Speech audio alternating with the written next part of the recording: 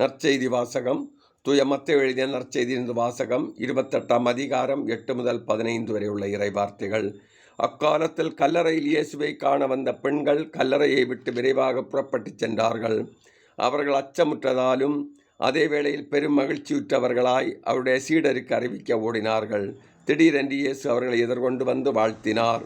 அவர்கள் அவரை அணுகி அவர் காலடிகளை பற்றி கொண்டு பணிந்து நின்றார்கள். அப்பொழுது இயேசு அவர்களிடம், அஞ்சாதீர்கள், என் சகோதரர்களிடம் சென்று அவர்களை கலிலேயாவுக்கு போகுமாறு சொல்லுங்கள், அங்கே அவர்கள் என்னை காண்பார்கள் என்றார். அவர்கள் போய்க் கொண்டிருந்த போது காவல் வீரர்கள் சிலர் நகரத்திற்குள் சென்று நிகழ்ந்தவை யாவற்றையும் தலைமை குருக்களுக்கு அறிவித்தனர்.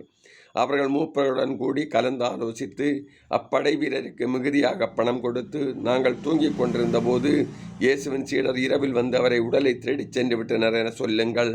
ஆளுநர் இதை கேள்வியுற்றால் நாங்கள் அவரை நம்பச் செய்து நீங்கள் தொல்லைக்குள்ளாகாதபடி பார்த்து கொள்வோம் என்று அவர்களிடம் கூறினார்கள்.